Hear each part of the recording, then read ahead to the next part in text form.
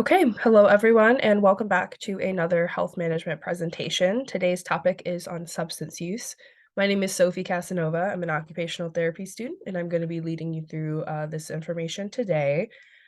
Big shout out to the Youth Justice Fund who collaborated with us to help make these, and the funding we are receiving from Blue Cross Blue Shield Michigan, making this all possible.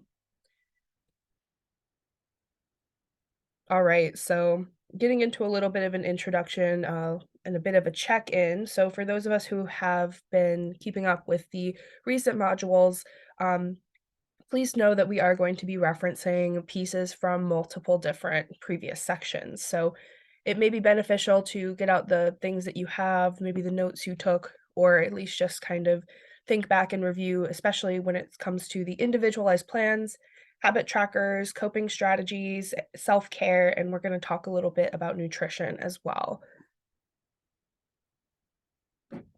Just a little bit of a preview. We're going to go into some general information first. So I'm going to kind of orient you as to what is substance use, what does it look like. We're going to get into specific substances and how they can affect your health. And then finally, we'll wrap up. I'm going to make sure you have plenty of resources to access in order to support you on your journey.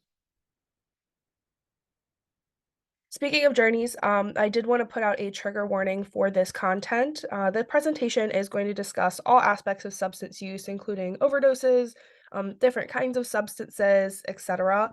So if you are at a place in your sobriety journey where this kind of a discussion is going to be triggering, it'll make you feel uncomfortable or upset you, please feel free to skip this one and come back next week or review previous modules.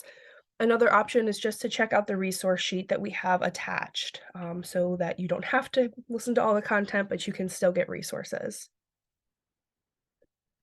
All right, so let's hop in. What is substance use? So substance use is a pattern of substance use that leads to a significant problem in your life. Somebody that struggles with substance use may be diagnosed with substance use disorder. You're going to see us abbreviate that as SUD throughout the presentation. Substances can include alcohol, nicotine, prescription, or illegal drugs. And the problems created usually include relationships, work or school, being at home, legal trouble, or even health problems like lung, heart disease, stroke, cancer, organ damage, or mental health conditions. A little bit on the statistics of substance use. If you include alcohol and tobacco, 165 million Americans age 12 and up, which is 60.2% of the population, currently abuse drugs or substances. It's not as rare as we might think. I apologize, my cats are playing chase. I'm sorry if you could hear that. Um, if we zoom out a little bit, if we're talking about illegal drugs, 11.7% of Americans 12 and over use illegal drugs, and 53 million people, it's 19%, 12 and over have used illegal drugs or misused a prescription drug within the last year. So this is a very common problem. None of us are that removed from somebody that is using substances. A little information about what it might look like. So some signs of substance use disorder could include experiencing withdrawal symptoms if you stop using, spending a lot of money on this substance. You might continue to use despite physical, psychological, social, school and work, or relationship problems. You might give up activities that you once enjoyed in favor of using. You might use in high-risk situations, like while you're driving. You might find yourself using more than intended, trying to quit but failing, trying to cut back but failing. You might experience cravings, and you might experience an increased tolerance, meaning you require more of that drug to feel the same effect. Another important piece to mention here is the dual diagnoses. This is a term we use to describe the presence of a mental health disorder along with a substance use disorder. So, dual meaning you've got both of these diagnoses. It is not uncommon. We want to make sure that those struggling with substance abuse realize that this is not uncommon. And it often creates a very vicious cycle where you are self medicating for the mental illness, and that kind of feeds into your substance use, or vice versa. Um, you can see this 50% of people with SUD will have a mental health disorder at some point, and vice versa. So we're talking about half of the people with substance use. In 2020, 17 million adults in the US had a dual diagnosis. This is not uncommon. And the good news is that treatment is available. Um, recovery is possible and it can improve your quality of life, but do note that it's a lifelong process. For treatment to be successful, you very often need to treat both issues at the same time. You cannot just treat one and expect the other one to go away. You have to treat them both. A few things that can be done in terms of treatment would include behavior therapy, talking to your healthcare provider, helping, they can help you figure out that exact dynamic of how these disorders work together. There are medications that you can be put on for one or both. So, for example, maybe you get an antidepressant and you get a medication that can help with nicotine dependence. There are plenty of support groups out there for some social support. There's also inpatient or outpatient care. If you wanted to reduce your risk of developing a dual diagnosis, there are a couple pieces that you can do, including learning your family history. So if you know that, your grandparent or grandparent had a substance use disorder and or a mental health disorder, that's important to know because that increases your risk. Um, Limit your alcohol consumption. Of course, this is specifically for alcohol use. Um, but you can also be very honest with your healthcare providers about the symptoms you're experiencing and your substance use. It's not an easy thing to do, but it is something that is possible. So let's get into overdoses. Most of us have been familiar with the concept of overdoses increasing since, the last decade, but especially over the portion of the COVID pandemic. So for every preventable fatal overdose, there are actually multiple non-fatal overdoses. We'll get into that in a second. Um, but preventable fatal overdoses have increased by 58% since 2019. That means about 130 people die every day in the US from an overdose. That's a lot of people. Um, with the availability of Narcan or naloxone, which is a medication that can be used by almost anyone to reverse the effects of an opioid overdose specifically, um, with more harm reduction strategies being implemented in some places, such as needle exchange programs, and increased awareness of the problem. People are more aware now that overdoses are an issue. We have seen a increase in the non-fatal overdoses. However, this does not mean they still do not have a huge impact on the lives of those that experience it, as well as their family and the people around them. Fentanyl is the main cause driving this increase right now. It's a lab-made opiate, so it's synthetic. It's 50 times stronger than heroin, 100 times stronger than morphine. Other street drugs are becoming contaminated, and this causes more overdoses, so people who didn't even, seek out an opiate are receiving it in drugs like marijuana, um, and, a countless other variety of substances, and it is causing them to overdose because they have no tolerance. Nearly 75% of overdose deaths in the US involved opioids, specifically fentanyl. That's a lot. So this is a 2020 statistic, it's very new. Um, Fentanyl is driving a very good portion of this. So now that we've got some background on substance use and what can affect substance use, let's dive into some of these commonly abused substances and the treatment options that are available. So tobacco and nicotine.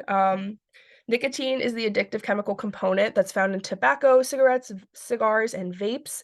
It is highly addictive, but it's very commonly used, so people don't often think of it as a substance. So cigarettes are kind of the main place you're familiar with nicotine. Um, they have been common, cigarettes have been common for thousands of years. However, the past few decades of research have shown us that smoking causes harm to pretty much every organ in the body. Um, Cigarette smoking is the leading cause of preventable death in the US. Preventable disease, disability, and death in the US.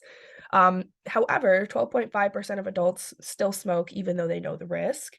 That should go to show you how addictive it can be. In recent years, vapes have been touted as a safer alternative to smoking, but this research shows us that that's not necessarily true. Um, Not only is it even more addictive because it tends to have much higher concentrations of nicotine, but it can also be associated with a variety of cancers, heart disease, and stroke. The same thing goes for chewing tobacco. Just because it is not smoke does not mean that you are not consuming something that is harmful to your body. So chewing tobacco is associated with gum disease, cancer of the mouth, and then tooth loss and decay. So smoking cessation, if you're looking to stop consuming cigarettes, nicotine, anything like that, talk to your doctor. There are a lot of options out there, including the patch, gum, pills, inhalers. There's also medications available. There are a million different text programs and apps and hotlines that you can use. You can find all of these in our resource packet as well as online. Caffeine is another one that people often don't consider as a substance, but it is. It is a stimulant. Usually we consume it in coffee, tea, soda, energy drinks. This is so common that 80% of the US adults use it every day. Um, the FDA recommends about 400 milligrams a day, no more than that. Equivalent about 4 to 5 cups of coffee. Your average energy drink has about 200, so about half of your daily allowance.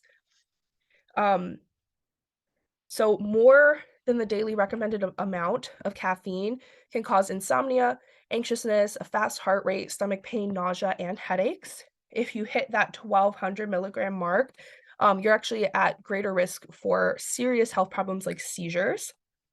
And because it is a substance, people do experience withdrawals from stopping using caffeine. So if you're interested in reducing or stopping the amount of caffeine you use, studies have shown that the best way to do this is by gradual tapering. So gradually decrease the amount of caffeine you consume over time. This will prevent you from getting those nasty withdrawals.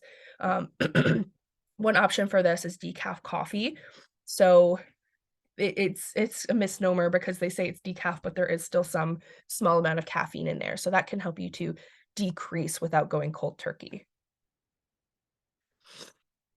Alright, and then we're on to alcohol. So, this is one of the most common substances in the US and around the world, but it does have its dangers. So, the excessive alcohol use term, encapsulates a lot of different drinking behaviors, including binge drinking and heavy drinking. They sound very similar, but there is a difference between the 2. Binge drinking includes 4 or more drinks on one occasion for women and 5 or more drinks on one occasion for men. Binge drinking is responsible for more than 40% of deaths and 3/4 of the cost from excessive alcohol use as a whole, so 40%, that's a lot. Um, 1 in 6 US adults reports binge drinking, and 25% of those people, so a quarter of those people, report doing it at least weekly. People who binge drink are actually twice as likely to use other substances as people who don't. We'll get into polysubstance use in just a second. So that's binge drinking. Moving on, heavy drinking is considered to be more than 14 drinks a week for men and more than 7 a week for women. A 2018 study found that 7% of the adult population reported heavy drinking. So again, not a very uncommon problem. A lot of people have struggles with alcohol consumption. One more piece that's worth mentioning, also considered excessive alcohol use by the CDC is any alcohol consumption by pregnant women or by people younger than 21 years of age. So while underage drinking has declined in recent decades, a 2019 study found that female high school students are more likely to drink alcohol and binge drink than males. It's also worth noting that alcohol consumption by pregnant women can cause fetal alcohol syndrome, which is a developmental disability. All right, so a little bit more on alcohol. The CDC did a very interesting alcohol program where they did a lot of research. They found that excessive alcohol use contributes to 1,400,000 deaths in the United States each year, actually more than that. An estimated 1 in 5 deaths among US adults from 20 to 49 is from excessive alcohol use. Um, Alcohol-related emergency department visits were higher during the COVID-19 pandemic in 2020 than the 2 years prior, so, again, we're seeing that the COVID pandemic worsened this for a lot of people. In terms of resources, there's, of course, a way to live sober and to live without alcohol. Um, if you are worried about the amount that you're drinking, there's a really great website on the CDC, it's called Check Your Drinking. We have it linked in our resource packet. Completely anonymous, completely free. You can put in how much you drink. and then it will help you develop a plan that you can save. Um, It'll identify barriers and motivators for drinking less. So, this is a great tool to use if you aren't quite ready to speak up to a healthcare professional, but you want to check for yourself. If you do see a healthcare professional regularly, they probably do ask you about your drinking habits. It's like a screener. Being honest with them allows them to provide the best support for you if you're looking to cut down or stop. So, another kind of piece worth considering. All right. This is the big one, opioids. So a lot of us have heard about the opioid crisis in the United States. Opioids are a class of drugs which reduce pain. It includes heroin, fentanyl, oxycodone, hydrocodone, codeine, morphine, etc. So this encapsulates illegal drugs as well as prescription. Opioids reduce pain, right? They create a really powerful sense of well-being. And because of this, anyone who takes opioids is at risk for an addiction in as little as 5 days of using. So it's a very dangerous substance. 2.7 million people in the United States report opioid use disorder. It's actually now considered a public health crisis by the United States government. Um, this all started to accelerate in 2001. The United States had a push in healthcare to start recognize pain as the fifth vital sign, right? So the nurse comes to see you, they check your heart rate, your temperature, blood pressure, respiratory rate, and it became very standard practice to ask about pain. At the same time, pharmaceutical companies were encouraging doctors to prescribe opioid painkillers because they were claiming they were non addictive. This was not true. By the time that we all figured out exactly what was going on, it was too late. Providers had, by 2012, providers wrote about 259 million prescriptions for opioids. That's enough for every adult in the United States to have a bottle.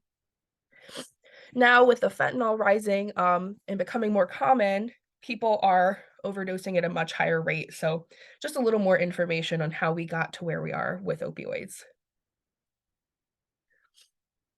Marijuana. So this is another very commonly used, it's actually the most commonly used federally illegal drug in the United States with 48.2 million people. It's 18% of the population using it at least once in 2019. Marijuana is a plant. It's used for two compounds in particular. You've got the psychoactive THC. This is what makes you feel high. You've also got the non-psychoactive CBD.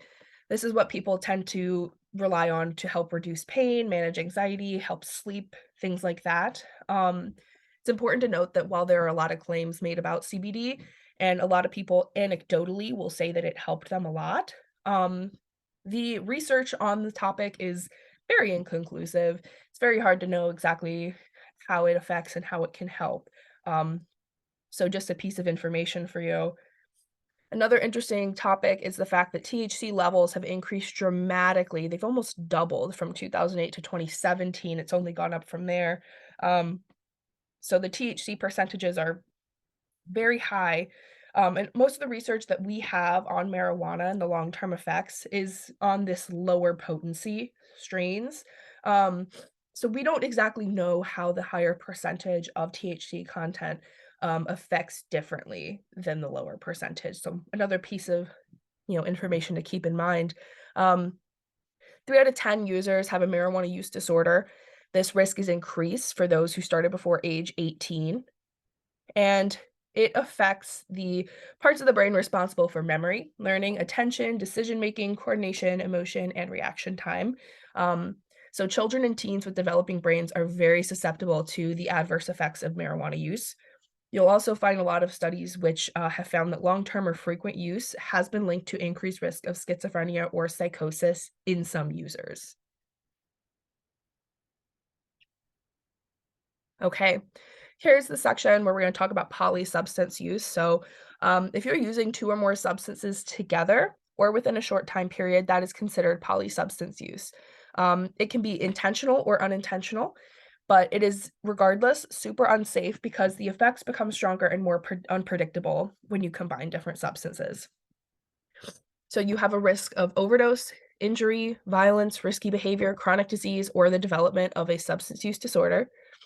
1 in 4 people who binge drink, we already talked about the binge drinking, report other substance use in the past month. Um, there are also particularly dangerous combinations like alcohol and opiates or alcohol and caffeine, which have substantial health risks when you consume them together. All right, so oral health. You might be wondering why we're talking about oral health in a presentation about substance use, but substance use actually increases your risk for poor oral health. You can see some of the examples at the bottom here. Um, those would all be a direct result of consuming substances. Um, but oral health is really important because it relates to the health of, our self-esteem. Um, when we're talking about oral health, we're talking about your teeth, your gums, your whole mouth cavity. Good oral health allows us to smile, speak, and chew food. So it's very important for nutrition. Untreated cavities, gum disease, tooth loss, oral cancer, chronic diseases can all indicate poor oral health. All right. So I'd like to talk about the stages of change. Some people may have seen this before, but I find that it really applies well to substance use disorder. This is a model we use to kind of conceptualize um, somebody's progress as they're going about making a change in their lives. Um, so you can see here we've got first up our pre-contemplation stage up at the top. This is the section where people maybe don't realize there's a problem. You're fully engaged in your habit. I'm gonna use the example of smoking here. So, let's say that you grew up in the 70s or in the 80s and everybody smoked all the time. Your parents smoked, your aunts smoked, your friends smoked. And so whenever you're 12 years old, somebody hands you a cigarette at school and you take it. You keep on smoking and smoking and smoking until maybe you get a little bit older and all of a sudden you start to really think about the implications and the health risks. So once you start thinking about, ooh, maybe there is a problem here, you immediately move into the contemplation stage, right? So you're not committed to action, but you do start to wonder like what would be different if I change this habit, right? What am I perpetuating by continuing to engage in this habit? Once you are ready to make a change, you move into preparation phase. Um, so this is where you start to analyze your habit to understand it. This is arguably one of the most important pieces. I want to emphasize this. Think about what started this habit, right?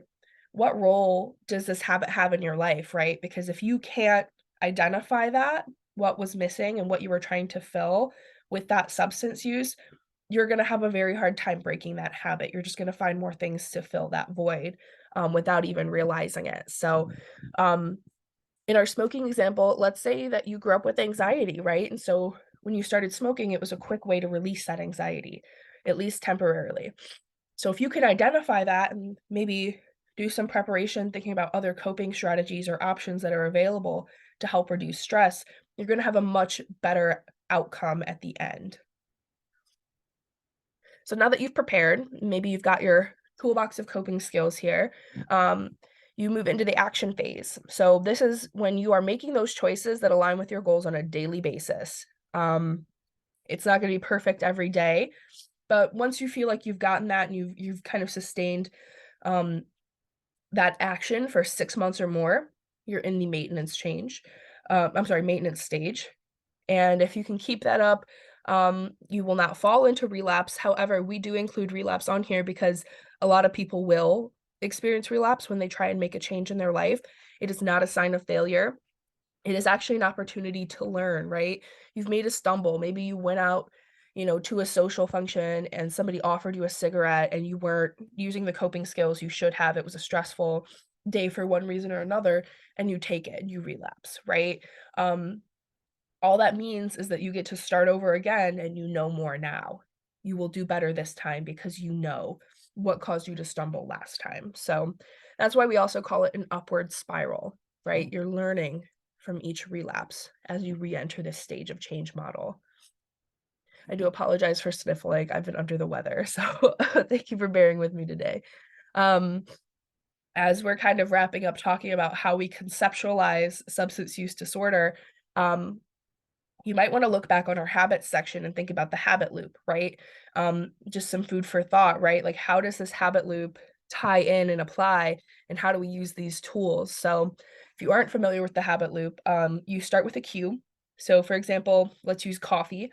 You have coffee every morning when you wake up. Your alarm clock going off and you getting out of bed is your cue. It's time for some coffee, right? It's 8 in the morning. Gotta have it. You also have a craving. That's the next step on the habit loop.